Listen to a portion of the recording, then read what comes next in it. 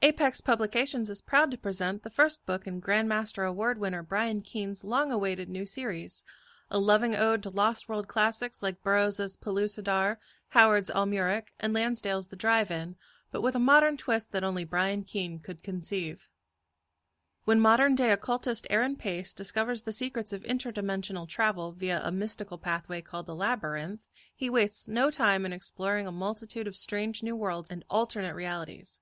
But then Aaron finds himself trapped in the most bizarre dimension of all, a place where dinosaurs coexist with giant robots, where cowboys fight reptilian lizard people, and where even the grass can kill you. This is a world populated by the missing and the disappeared, a world where myth is reality and where the extinct is reborn. Now, side by side with his new companions Kashina and Bloop, Aaron must learn to navigate its dangers and survive long enough to escape the lost level. Available from apexbookcompany.com, Amazon, Barnes & Noble, and most other third-party vendors.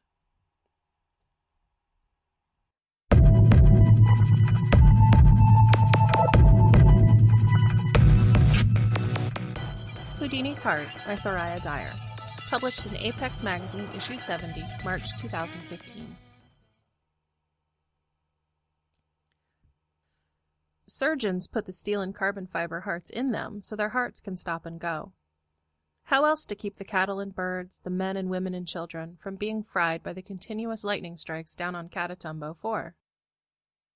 Olwen takes an x-ray of each living thing, to be sure it's not birthday standard, before he allows them to board the lifts for their one-way trips.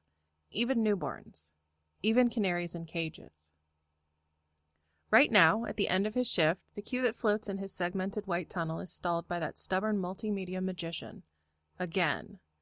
Olwen has grown, over the past 6 Cat 4 months, to hate the sight of the woman. He loathes her gently fluorescent teeth and her short, otter-thick hair, her stupid purple cape with the silver stars that floats in zero gravity and gets stuck in the ventilation, and, last but not least, her ill-founded conviction that the heart she was born with can handle the repeated electrical discharges from the continuous storm into the bright plane. "Go away, Houdini," he tells her. "This is no way to win fame and fortune."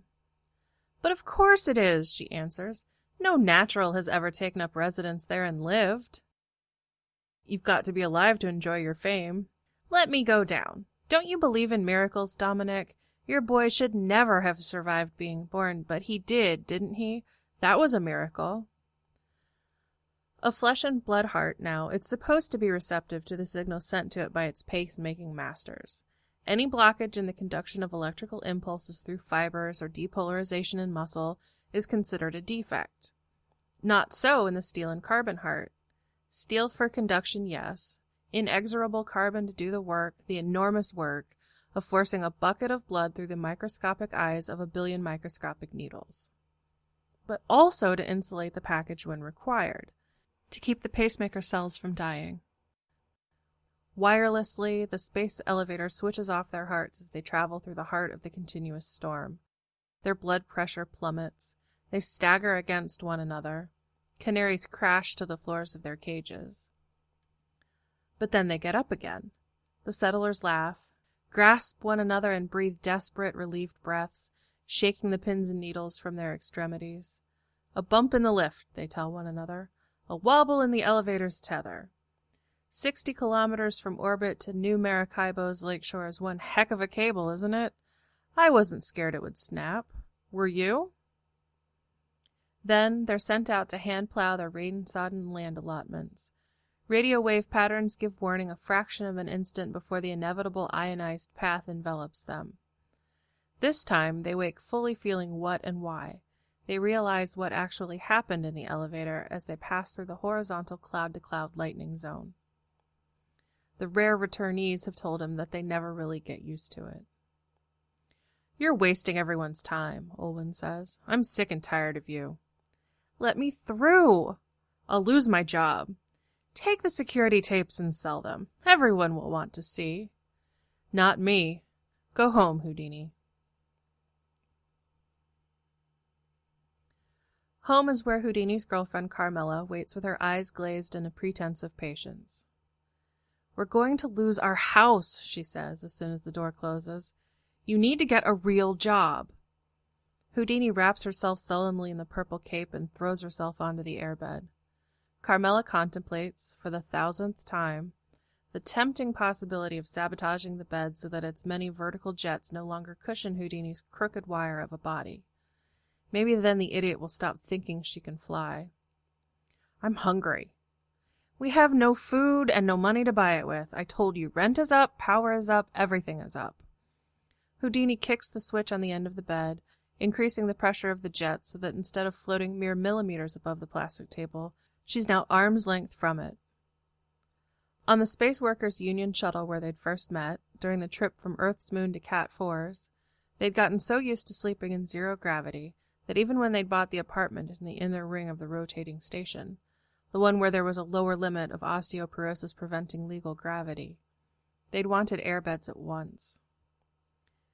"Including me!" Houdini shouts over the roar of the jets. "Stop that! Turn that off!" Carmela marches over to the foot of the bed. "Don't you dare!" Instead of switching it off altogether and enjoying the face-first thud of her partner into the solid base, Carmela controls her impulse and simply switches it back to low. Her stomach growls. She's hungry, too. The space station doles out dehydrated rations in an emergency, but that's not the lifestyle they enjoyed until 6 months ago, when Houdini was seized by inspiration for a new stunt. They had been enjoying the fresh produce of Catatumbo 4. Your instrumentation ticket is still valid. You're still cleared for external repair jobs. I saw Manuel yesterday. He's complaining about having too much work and not enough workers. Boring. Houdini's voice is muffled. She's still hiding in her cape. Maybe you could just take on a short-term contract until... You do it if there's so much work. I am doing it! Houdini sits up abruptly. Without the minimum surface area for the jets to press against, she's no longer floating.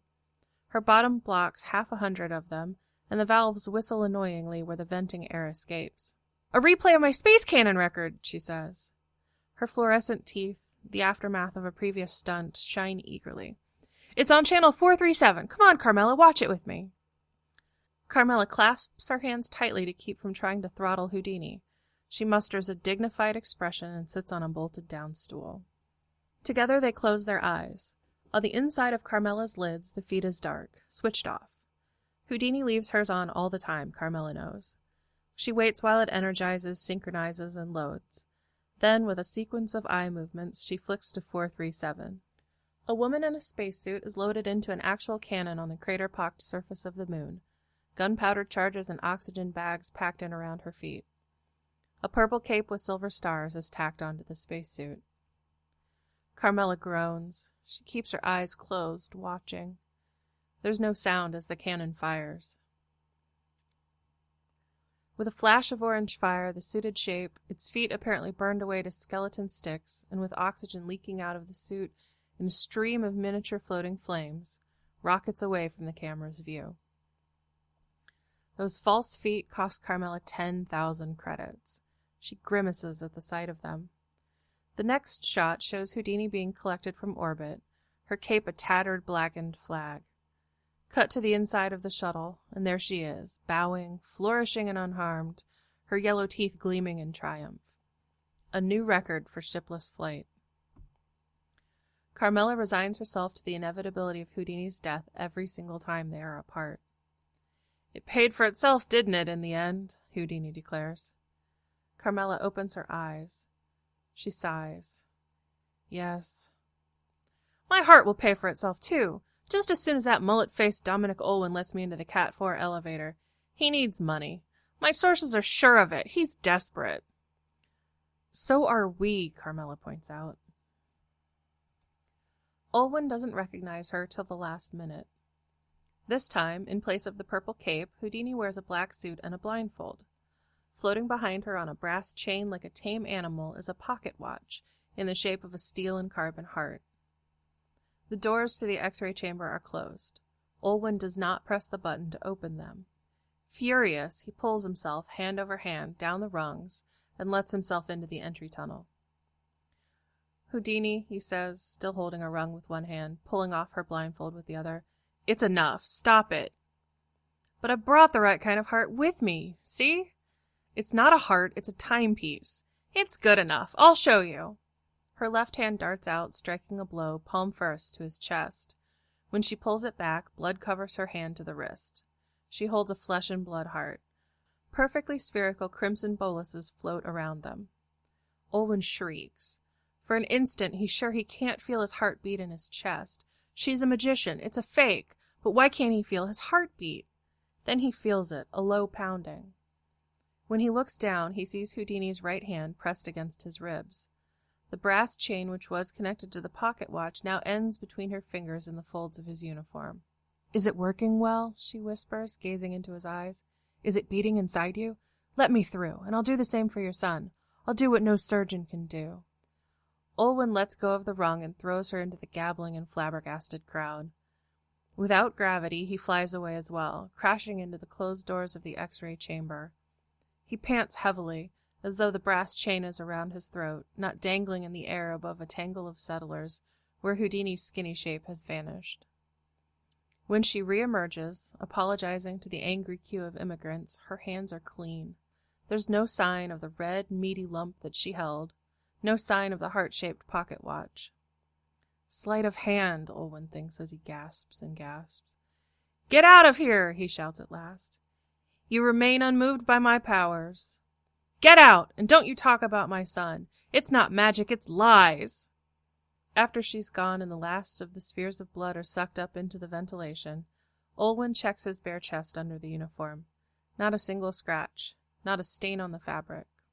When his shift finishes and he goes to his staff meeting at the station, though, the first thing the cleaner asks is why he didn't fill out an accident report. "What accident report?" Olwen asks, keeping the strain out of his voice. He should not allow Houdini to affect him so. He should wipe his mind clean of her. "You tell me," the cleaner shrugs. "The blood in the filter was yours," computer says.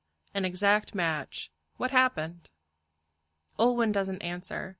He's so rattled that he almost fails to notice when he floats into the windowless meeting space, crammed with 24 men and women, the way everyone but the cleaner avoids his gaze. "Dom Olwen," the supervisor says, pumping his hand perfunctorily. "Take a seat." When settlers get in the elevator, Olwen warns them to attach to the roof, even though their instinct is to point their feet down toward the planet. The inner capsule of the elevator inverts at the appropriate point where cat force gravity overwhelms the false gravity of acceleration. Here, the seats are on the long wall behind him. He reorients as his fingers tighten on the chair's handholds, pulling his buttocks and thighs into the shaped saddle of it. The supervisor smiles at him again. Olwen despises his lopsided lying face, the charm with which he convinces the settlers to sign their lives away. "So, O-negative, let's get the worst over and done with. We're restructuring, and the bad news is you'll be moved from the orbital end to the planet end of the tether."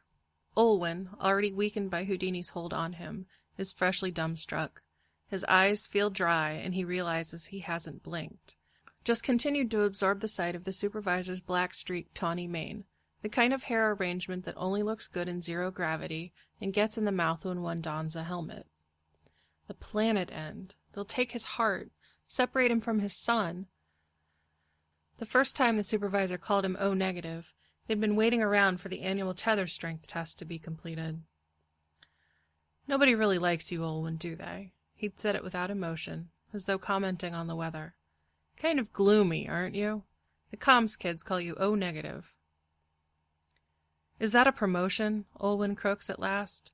"Since I've been here for so long and there's never been an incident in the elevator on my shift, it's more money at the lower station, is it?" "Actually," the supervisor admits, "it's about the same. Well, with the deductions for the heart repayments, actually quite a bit less. Living expenses on the plane are lower than at the station, though. Think of all that good food. And hot showers." Olwen thinks the hot showers will be a poor excuse for never seeing his son again.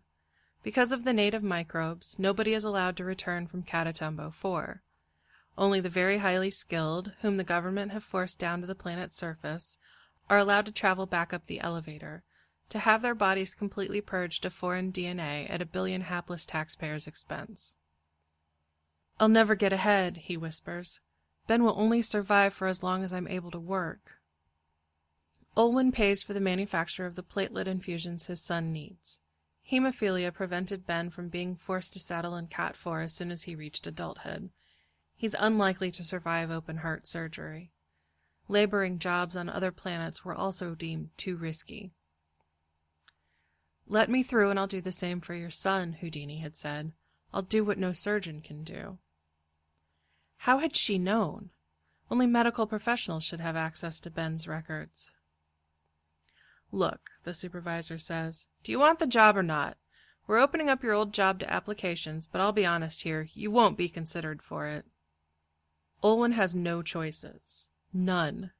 If jobs were easy to find, wouldn't the settlers be working those jobs, instead of mortgaging their own hearts to get to the bright plane, and then spending decades paying the money back again, jolted between life and death, laboring in continuous lightning and gravity-sharpened rain?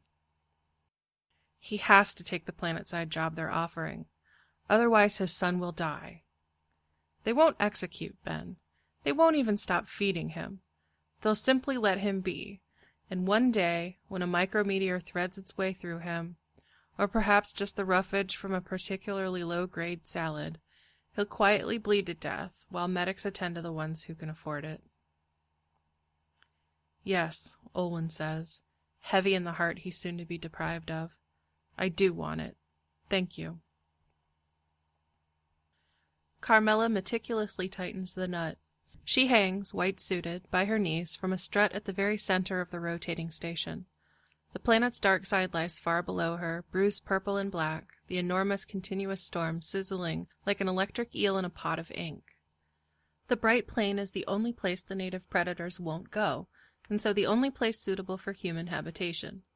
Above it, in geosynchronous orbit, connected by a tether invisibly thin at this distance, the spicules of the elevator dock gleam silver. That's where Houdini is right now, the elevator dock. If Houdini manages her stunt, Carmela will have to make that long, terrifying journey down the tether. Not to live on the bright plain with the poor settlers, but in the mountains that surround the plain on 3 sides. There, parallel to the sheer cliffs where pronged rivers pour their frothing waters into the lake, are the lightning capture power stations in need of experienced managers. They need technicians with Carmela's exact qualifications. She and Houdini must then remain planet-bound forever, so that Houdini's trick can never ever be uncovered. They'll have to upgrade their airbeds, but there should be plenty of money for that. "You're going to marry this girl?" Carmela's surgeon mother had demanded as she implanted Houdini's heart. "You love her?" "I love her," Carmela had admitted, "but I can't marry her, Mama. She's going to kill herself sooner or later." Carmela's mother made as if to abandon her tools.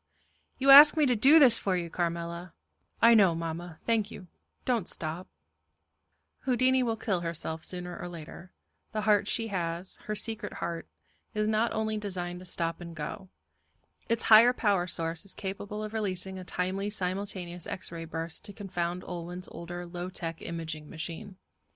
The stunning white signature of the steel components of the heart will be hidden, blotted out by the interference, so that Houdini passes for flesh and blood. But what if Lake Maracaibo's lightning strikes, or the fluctuating electrical fields send Houdini's heart berserk? What if the X-rays shoot out again and again, until it's not just Houdini's teeth that glow, but her cancer-riddled liver and lungs? Even if that doesn't happen, she's sure to think up another stunt.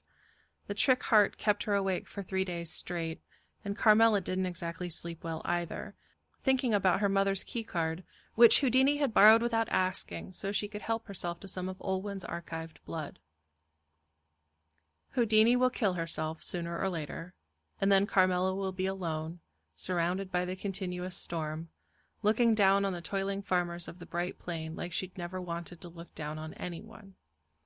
It was why she'd left the rotten inequality of Earth, she and all her family, too soft-hearted to walk past the starving masses any longer. Carmela closes her eyes for a moment to check on the live news feed. If Houdini has gotten past the gatekeeper, her heart-stopping descent down the space elevator will just be beginning now. Nothing. Nothing in the news about her never-wife, anyway.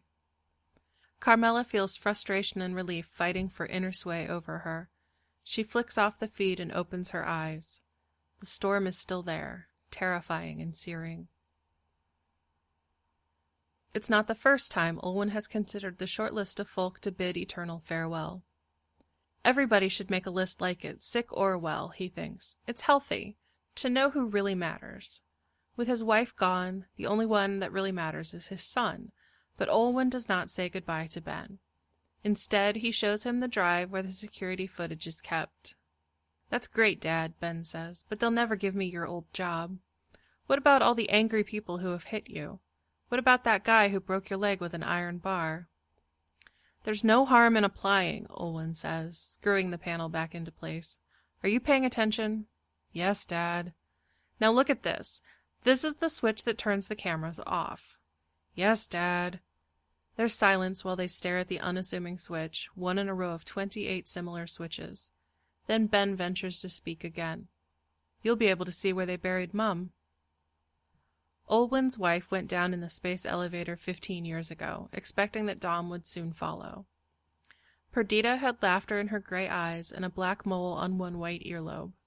Some kids down on the surface with too much time on their hands set up a handheld transmitter to trigger people's hearts to stop, as a prank. Only, they set it up wrong and Ben's mother died. The 3 kids, adults now, are still in prison, but that's no consolation. "I suppose I will," Olwen says, covering the sharp corner of the key panel with his hand as Ben floats past it, out of habit. Scratches are nothing to him. Everything to Ben. Olwen's heart races as he remembers the feel of Houdini's hand on him, the chain between her fingers. Perdita's body will have long ago returned to the Catatumbo soil from whence it did not come. The metal parts of her heart in the marshy ground will have rusted away. Only the carbon parts will still be there, inhabited by the native bugs, which prevented her body from being returned for a decent space burial. Olwen does not want a heart like that, will not accept a heart like that. He remembers what Houdini said to him the first time she came floating down that tunnel. "Don't you believe in miracles, Dominic? Haven't you heard of Roy Sullivan, a park ranger on Earth 100 years ago? He survived 7 lightning strikes, and do you know how? Do you know why? His heart was full of love for his wife. He got the burns on his skin, you know. Burnt strips off his arms and legs, his eyebrows, eyelashes, his hair on fire, that sort of thing. But lightning could never stop his heart. Not until he fell in love with a different woman, and then he shot himself because she did not love him in return. Have you seen my friend Carmela on the feeds? My heart is so full of love for her, Dominic, that even the bright plane cannot hurt me. Trust me. Let me go down." Olwen will not let her go down. Before she can approach him again, he will make the journey himself. He will do it with his heart full of love for Ben, his blood in the filter, the chain between her fingers, the things Houdini knew, which she couldn't have known. Ben should never have survived being born, but he did, didn't he? Olwen is moved by her powers. Miracles do exist. Carmela washes her hair carefully in the semi-gravity. She shrieks with protest when Houdini throws open the cubicle door, and wayward globules of warm, recycled water begin escaping into their room. "So stupid!" Houdini cries, her eyes puffy and her cheeks flushed, seizing Carmela by the wrist and pulling her out of the shower.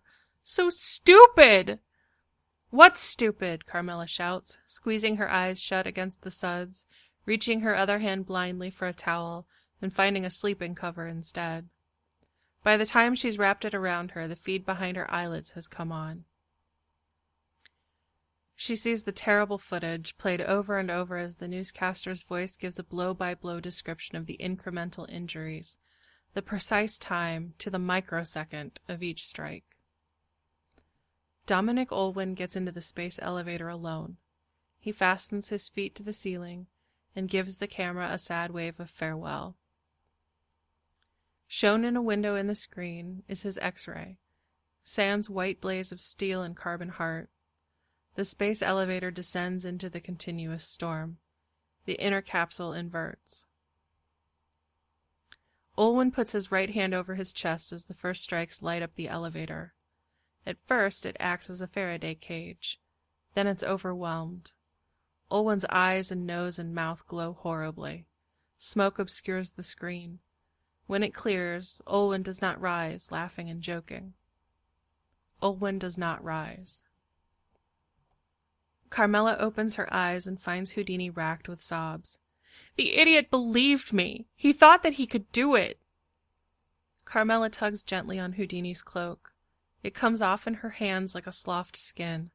Carmela exhales as though expelling all her uncertainty and fear. It is over now.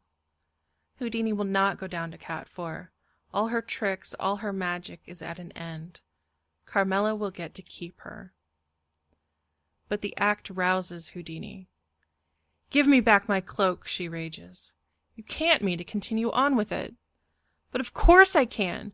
Don't you see what he's done, what that idiot's done? He's proven beyond a shadow of a doubt that no natural heart can survive in the storm. How the betting odds will change. How priceless the comparison footage, my footage, will be. Carmela feels the blood drain from her face. I don't want the money, she says. I want you here with me. I have to pay off my debt. Forget the debt. Forget the house. Forget the power and the stupid bed. No, you don't understand. Olwen's put me in debt, don't you see? Now I have to take care of his stupid son.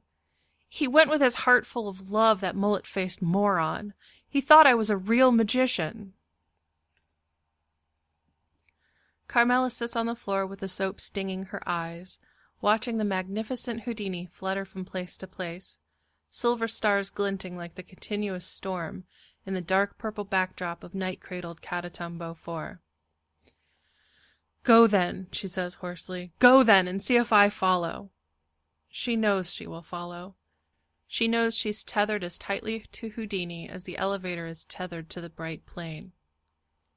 Even when she tries to make her heart stop, the sight of her lover is enough to make it go. Stop and go, stop and go.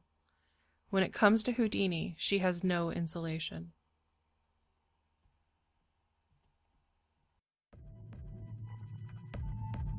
Thoraiya Dyer is an award-winning Australian writer.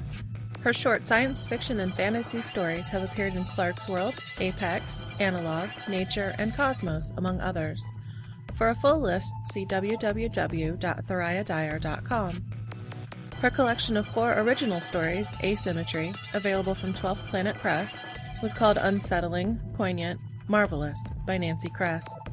A lapsed veterinarian, her other interests include bushwalking, archery, and travel. This Apex Magazine podcast was performed and produced by Lisa Schoninger. Music used with the kind permission of Alchemy. Visit apex-magazine.com for more great free stories, poetry, nonfiction, and interviews.